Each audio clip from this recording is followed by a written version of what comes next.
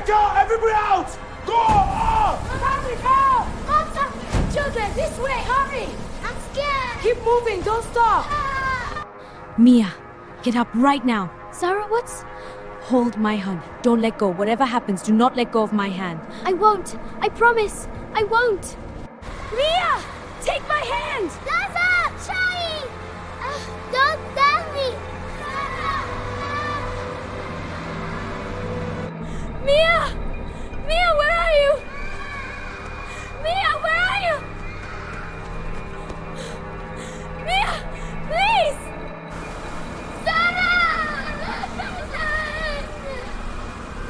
Welcome to Story by Becca.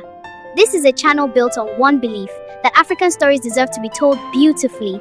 Please do well to like and subscribe to my channel. I'm scared. I know, sweetheart. It's okay. Don't let go. I won't. I'm right here. Mommy, you're going to get up tomorrow, right? You're going to make breakfast and sing in the kitchen like you always do? My sweet... Mommy, please, just tell us you're not leaving. We're too young. We don't have anybody else. We only have you. Listen to me. Both of you. You are each other's home. You hear me? Not this apartment, not this city, each other. But what if something happens? What if we get separated? Then you find each other. No matter what, no matter how long it takes, you find each other. We promise, Mommy. By Wednesday morning, she was gone. They found her just after sunrise. Mia thought she was still sleeping. Zara knew the moment she touched her mother's hand. It was the cold that told her. Not the winter kind of cold, the permanent kind. The neighbors came, Mrs. Adeaze from across the hall, Mr. and Mrs. Okoye from downstairs. People whispered and made phone calls and moved around the apartment like strangers in a museum, handling things carefully, not meeting the children's eyes. Someone made tea, nobody drank. Someone else said, "Such a pity, such a young woman." They buried Grace 2 days later at Ikoyi Cemetery, on a Thursday afternoon when the sky looked like it could not decide between grey and green. The neighbors pulled together what little they had for the arrangements, and they were kind, genuinely kind. But kindness has a limit, and none of them had room in their homes or their lives for 2 small girls with no surviving family. So when the last shovel of earth was patted down over the grave, and the last prayer was said, and the neighbors slowly turned toward the cemetery gate, Zara and Mia simply stayed. Nobody came back for them. The rain started an hour later. Not a gentle rain, a furious, heavy Lagos downpour that flattened the grass and turned the cemetery paths into shallow rivers.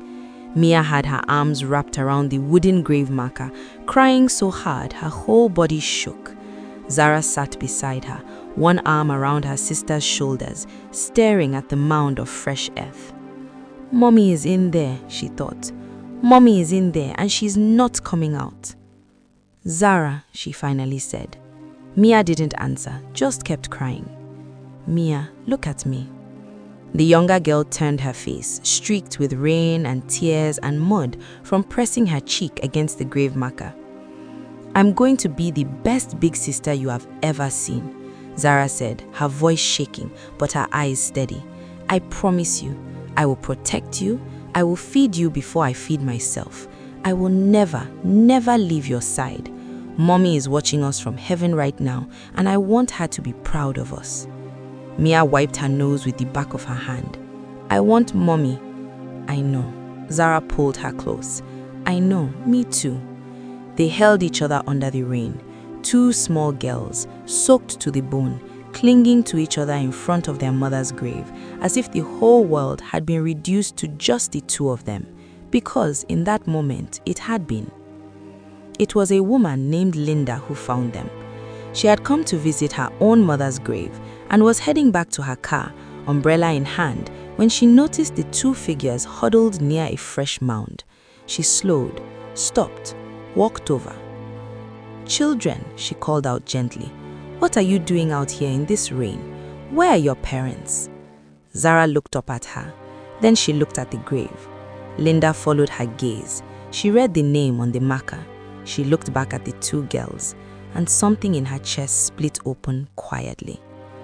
She brought them both into her car, wrapped them in the emergency blanket she kept in her boot, and drove them to the nearest orphanage, a government-registered home called New Morning Children's Center on the outskirts of Surulere.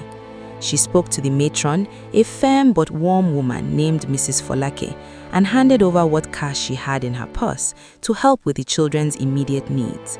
Then she hugged them both and was gone.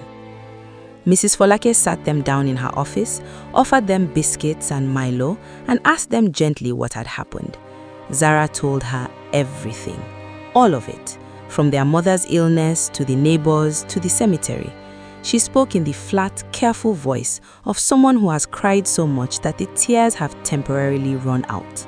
Zara sat beside her the entire time, one hand locked inside Zara's hand.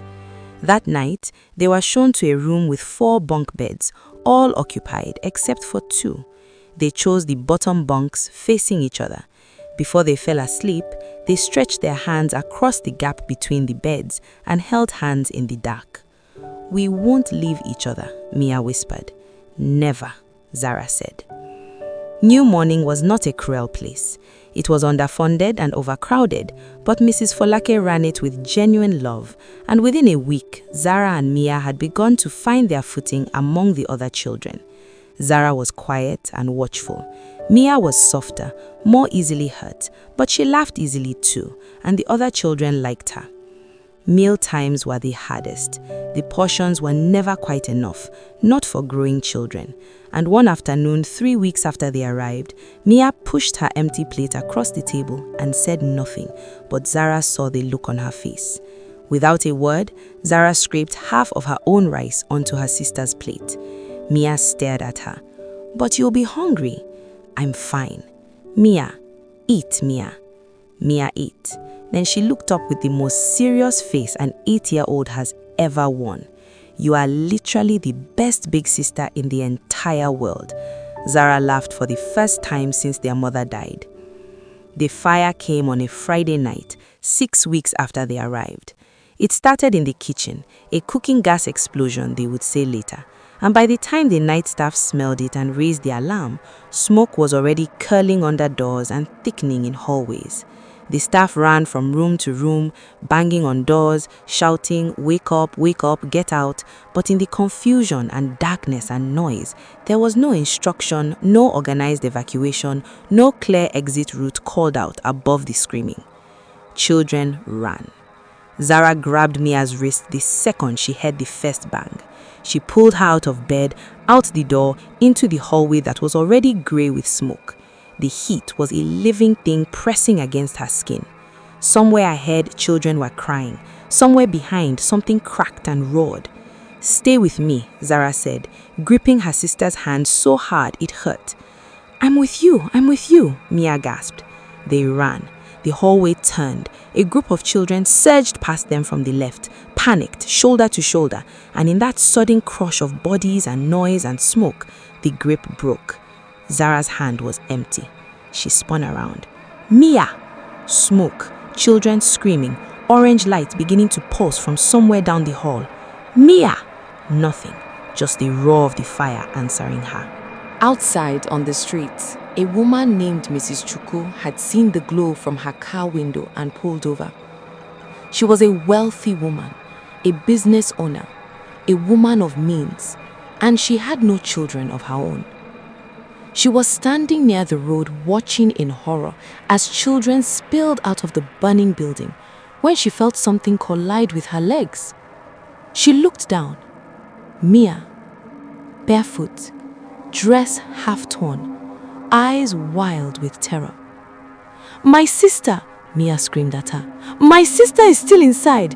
She was holding my hand and then they pushed us. She's still inside. Please, somebody go back." Shh, come here." "No, my sister, Zara, she's..." But the fire had taken the entrance corridor by then. Black smoke was billowing out of the front door in thick, choking waves. Nobody could go back in. Mrs. Chuku held the child against her chest and watched the building burn, and Mia screamed her sister's name until her voice gave out. Zara found her own way out through a side window on the ground floor.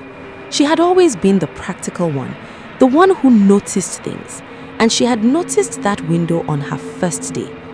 She dropped into the compound, landed hard on her palms, stood up and ran around to the front. The crowd, the fire, the children scattered across the street and pavement. She walked through all of it calling Mia's name. A woman named Mrs. Eze saw her, a small, wild-eyed girl moving against the crowd, calling out desperately, and she caught her by the shoulders. "Easy, easy. Are you hurt? Are you okay?" "My sister," Zara's voice was barely a voice anymore. "She was with me and we got separated. She's 8. Her name is Mia. Have you seen her? Please, have you seen her?" Mrs. Eze looked around at the chaos, at the fire trucks that had only just arrived, at the dozens of children sitting in shock on the pavement, some crying, some completely silent. "Come with me," she said quietly. "Come with me and I will find her for you." But she could not find her that night, and by morning, Mia and the woman who had taken her were gone. 12 years passed. Mrs. Chukwu raised Mia as her own daughter with a devotion that filled every corner of what could have been an empty life.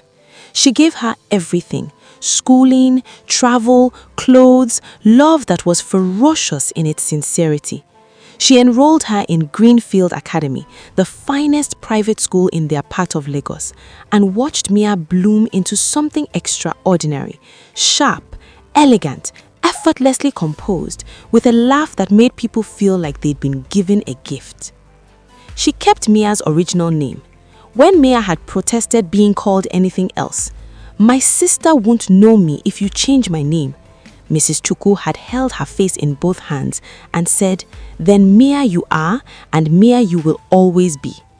But she added her own surname and sometimes called her Adana, daughter of her father's people, as a term of endearment. Mia graduated from the University of Lagos with a first-class degree in accounting. She was known on campus less for her grades than for her presence. She wore colors the way other people breathed, naturally and without effort.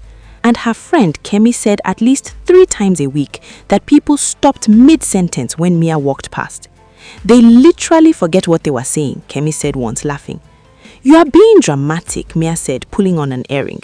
"I'm being factual. There's a difference."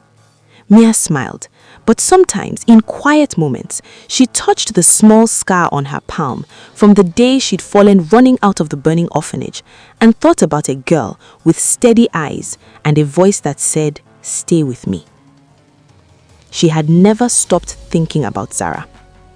Mrs. Eze had raised Zara the way one raises someone who already knows loss, carefully, without trying to replace what was gone, simply offering presence and steadiness and a room that was hers. She was a nurse herself, and it was perhaps no coincidence that Zara, at 17, announced she was going to study nursing. "Of course you are," she said, smiling over her reading glasses. Zara graduated from nursing school near the top of her class. She worked at St. Agnes General Hospital, night shifts mostly, because the quieter hours suited her, and because she had never quite lost the habit of watchfulness that the orphanage had built into her. She had reported Mia's disappearance to the police the day after the fire. They tried, but the lead had gone nowhere. There were no records of which children were evacuated in which direction, no record of which adults had taken which children. Mia was simply gone, swallowed by that night and the city beyond it. Zara kept a photo of the two of them on her bedside table. It was the only photograph that existed of their family, taken at a school event 3 months before their mother died. Grace stood in the middle, one girl under each arm, all 3 of them laughing at something off camera. Every night before sleep, Zara looked at it. Every morning, she woke up and kept going. The night their lives changed again was an ordinary Thursday. Mia had gone to a birthday party for a colleague. Kemi had been insistent, almost aggressive about her attendance, and she had promised her mother she would be home before midnight. The party was in Lekki. The drive home at 11:30 was quiet. the road slick from earlier rain. The other car came from a side street without stopping. The impact was massive, sudden and total, the kind that erases the seconds around it, so you can never quite remember how it began. Mia's car spun, hit the barrier, and came to rest at an angle against the divider. A crowd formed within minutes. And Zara, driving home from a double shift at St. Agnes, was 3 cars behind when it happened. She did not hesitate. She was out of her car before she was fully conscious of having packed it, medical bag in hand, moving toward the wreck with the calm efficiency of someone who has trained for exactly this. She found Mia in the driver's seat, unconscious, pulse present but weak, a deep laceration on her head and her collarbone visibly wrong. "Stay with me," Zara thought, pressing gauze to the wound. "Stay with me." She didn't know why she thought it. She thought it often in emergencies. She had always thought it came from somewhere deep and old. At the hospital, the emergency doctor was direct. Blood loss, possible internal bleeding, surgery required, and her blood type, AB negative, rare, meant they needed a donor fast. "I'll give blood," Zara said before the sentence was even finished. "Miss, you don't know this patient. Test me." She was a match. Mrs. Chukwu arrived at the hospital 30 minutes later, moving through the corridor like a woman who had swallowed her fear and would deal with it privately later. She found the nurse who had brought her daughter in, young, tired-eyed, still in her scrubs, sitting in the waiting area. "You are the one who helped her?" "Yes, ma'am. I was behind her on the road." "She lost a lot of blood. They tell me you donated." "She needed it." Mrs. Chukwu sat down beside her, and they talked quietly for a while, the way people do in hospital corridors when they are managing fear together. And then Mrs. Chukwu turned to look at the girl beside her, really look at her, and something happened in her chest that she could not immediately name. The girl looked exactly like Mia.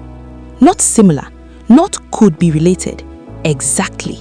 The same jaw, the same slope of the cheekbones, the same way she held her hands in her lap. Mia had told her years ago about a sister named Zara.